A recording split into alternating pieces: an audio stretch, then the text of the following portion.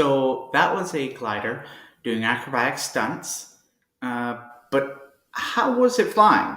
It didn't have any propellers. It didn't have any electronical components, and it doesn't certainly doesn't have a jet engine or anything of that sort. So how is it flying? So that's actually Bernoulli's equation in practice.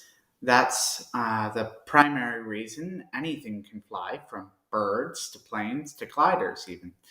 So, first, that's my main topic for today. I will be going over Bernoulli's principle and his equation. So, first, I'll be going over it as a theory and then in practice. So, I have my student pilot certificate, and I've also worked with gliders for over 3 years now. So I know a thing or two about how a glider flies and how it works. So I think everybody should know how a glider flies, or any sort of thing flies. And if you're anything like me, you've always been interested in how they manage to do it. So this is Bernoulli. Bernoulli came up with his equation, which I won't go into it because it's very complicated. But what it's actually saying is that the higher velocity that a fluid moves at, and air is included as a fluid, so the higher velocity a fluid moves at, the lower pressure it will be. So that's very important. So the higher pressure, the slower. High pressure equals slow air. Low pressure equals fast air. So that's the basic idea behind it. So at point 1, and this is from NASA, so at point 1 and point 2, there will be an equal amount of fluids traveling between the two. But at point 1, there will be a higher velocity but a lower pressure. At point 2, there will be a higher pressure but a slower velocity. So that's the basic idea. Now let's apply that to planes. So this is called an airfoil. It's just the profile of a wing, and it's really useful for this specifically.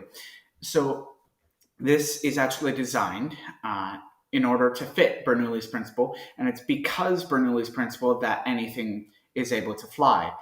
So beneath the wing, the air will go slower.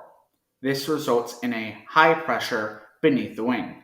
So beneath the wing is slow, so it's high pressure. Above the wing, it's fast, so low pressure.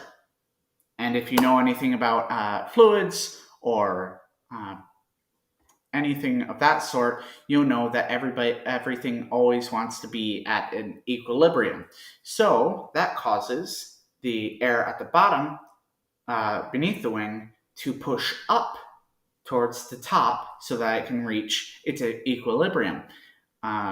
There's actually a wing there, so it has to push up the wing in order to get to that point. So that's what we call lift.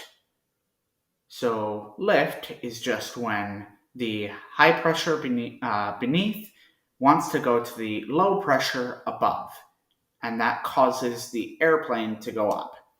So this above here is just a Cessna. So the blue lines represent the air that is at a low pressure, and the red lines are the high pressure. And if we go back, we can see that it's the same principle as we have here, that 1 is at a high pressure, it's at low pressure, but it's moving faster, and point 2 is at a high pressure, but it's moving slower. So that's the basic idea behind it. So I'm going to show you another video and make a few comments during it about the particulars of glider flight. So look whether or not you can actually see what I'm talking about.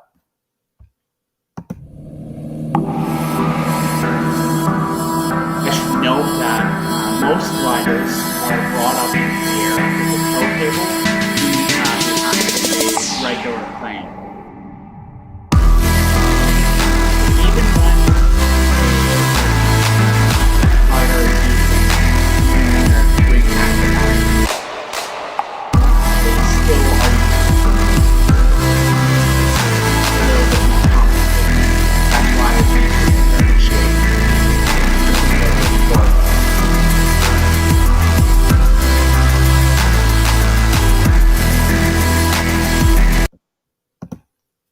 So in that video, you should have been able to see this in practice.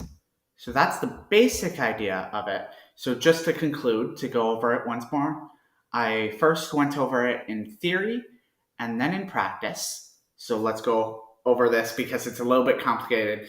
So the top above the wing is lower pressure because it's moving faster, and below the wing is higher pressure because it's moving slower. That is the idea, and that is why planes and everything of that sort can actually fly. So hopefully now you can understand the basics of Bernoulli's principle. So I'm just going to show you that video, the rest of that video, and you can pick out what actually is happening there.